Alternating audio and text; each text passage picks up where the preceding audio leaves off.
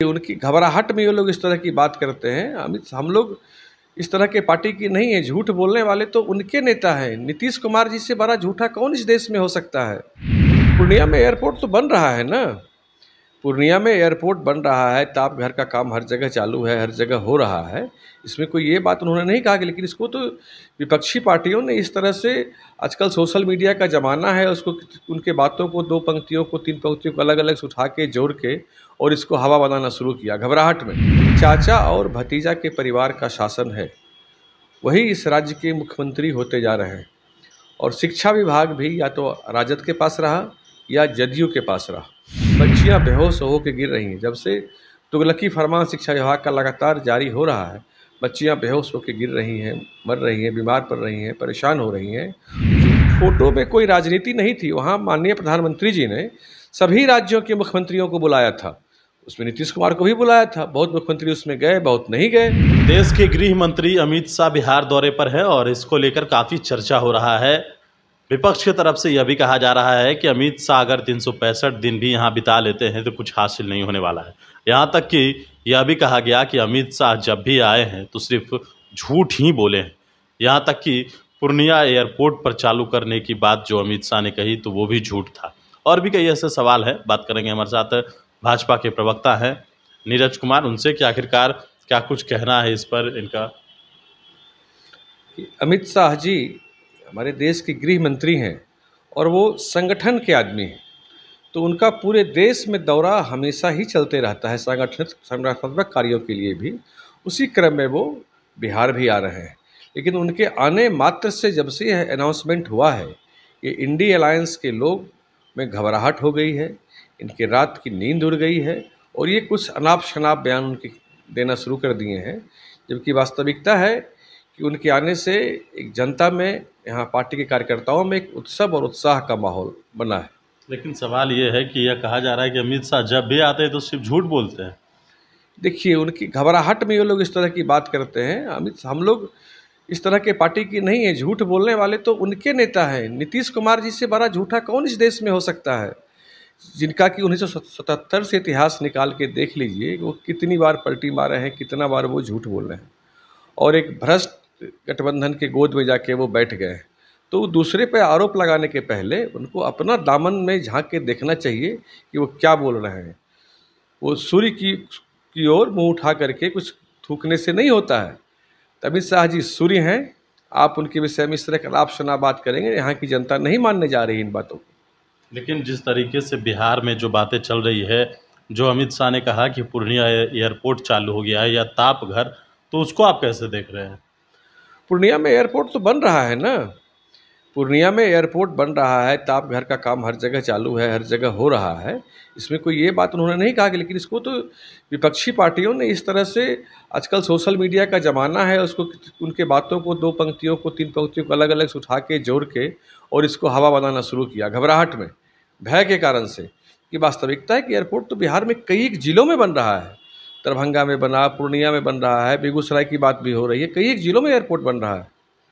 तो जिस तरीके से स्कूल का जो मामला आया है, बच्चियां अपने आप जो है बेहोश होकर गिर गई, कैसे देखते हैं इसको? आज की जो घटना है, सबसे पहले तो मैं उसके प्रति संवेदना व्यक्त करता हूँ। उसके बाद देखिए, स्कूल में 35 साल से, पिछले 35 साल से बिहार में चाचा और भतीजा के परिवार का शासन है, वही इस राज्य के मुख्यमंत्री होते जा रहे हैं। और शिक्षा विभाग भी या तो राजद के पास रहा या जदयू के पास रहा। अभी स्कूलों में की व्यवस्था है, जहाँ स्कूल है वहाँ क्लासरूम नहीं है, जहाँ क्लासरूम है वहाँ स्कूल नहीं है, जहाँ क्लासरूम है वहाँ शिक्षक नहीं है, जहाँ शिक्षक हैं वहाँ छात्र नहीं है। और आपको जानकर ताज्जुब होगा कि बिहार के 60% या 50% से ज़्यादा स्कूलों में ये आंकड़े हैं, सरकारी आंकड़े हैं, कि खेल का मैदान नहीं है। अब बताइए कैसे बच्चों का सर्वांगीण विकास संभव है जिस स्कूल में खेल का मैदान नहीं हो। बिहार सरकार अब तक ये व्यवस्था नहीं कर पाई है, क्लासरूम की व्यवस्था नहीं कर पाई है, स्कूल के बिल्डिंग्स भवन की व्यवस्था नहीं कर पाई है। आपने सुना होगा, काफ़ी न्यूज़ में चल रहा है, खबरों में चल रहा है कि बच्चियां बेहोश हो के गिर रही हैं। जब से तुगलकी फरमान शिक्षा विभाग का लगातार जारी हो रहा है, बच्चियां बेहोश होकर गिर रही हैं, मर रही हैं, बीमार पड़ रही हैं, परेशान हो रही हैं। उन्होंने तो सरकारी गाड़ियों पर तोड़फोड़ मचाया। उनको समझना चाहिए कि अब यहाँ के जो युवा हैं उनमें आपके प्रति मन में विद्रोह पनप रहा है। नीतीश जी, आप बिहार के मुख्यमंत्री हैं, आप इन विषयों पर केंद्रित होइए, जो बिहार की मूलभूत समस्याएं हैं आप उन विषयों पर आइए। प्रधानमंत्री बनने का सपना जो आप देखते हैं या आपके जो कुछ लोग आपको जानबूझकर दिखाते हैं, वह सपना देखना बंद करिए। आपको तो बिहार की जनता ने अब स्वीकार नहीं मानती है अपना नेता। आप क्या आप देश को चलाने की बात करते हैं? आपको तो वहाँ बेइज्जत किया जा रहा है। लेकिन आपके प्रधानमंत्री तो नीतीश कुमार के साथ फोटो खिंचाते हैं और ट्वीट भी करते हैं।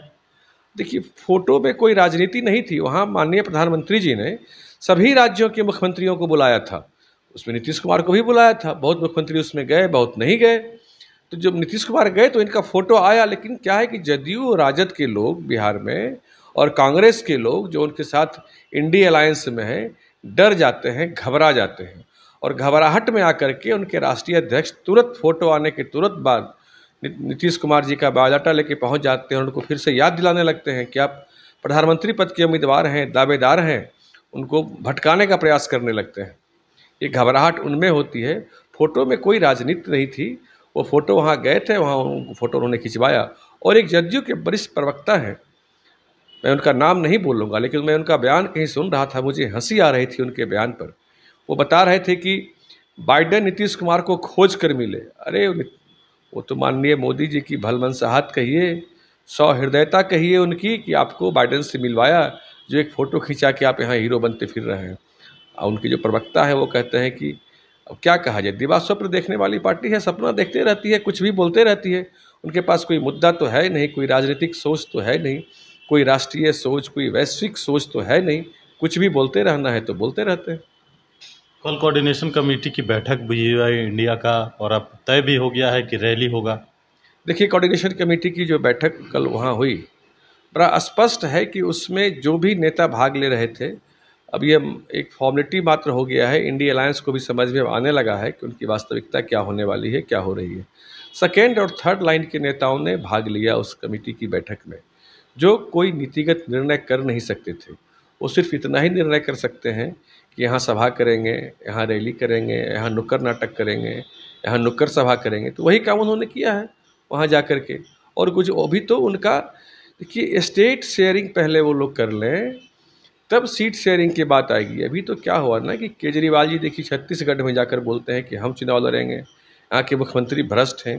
हरियाणा में जाके अनाउंस वो करते हैं कि हाँ हम चुनाव लड़ेंगे। तो पहले स्टेट शेयरिंग वो कर लें, तब सीट शेयरिंग तो अभी उनके लिए बहुत दूर की बात है, वो संभव नहीं है। दूसरी बात, स्टेट शेयरिंग भी उनमें इसलिए नहीं होगा कि उनका थॉट शेयरिंग नहीं है। अब एक जो वहाँ नेता है उनमें कोई केमिस्ट्री नहीं है, कोई कोऑर्डिनेशन नहीं है, तो थॉट शेयरिंग, स्टेट शेयरिंग तब आएगी सीट शेयरिंग की बात, जो कि मुझे नहीं लगता कि संभव है। इतना आसानी से वो लोग कर पाएंगे इस चीज़ को, करते करते बिखर जाएंगे वो लोग। चलिए, बिल्कुल। तो हमारे साथ बीजेपी के प्रवक्ता नीरज कुमार थे। तमाम सवालों के जवाब इन्होंने दिए हैं बड़ी इन्फॉर्मेशन के साथ। नमस्कार।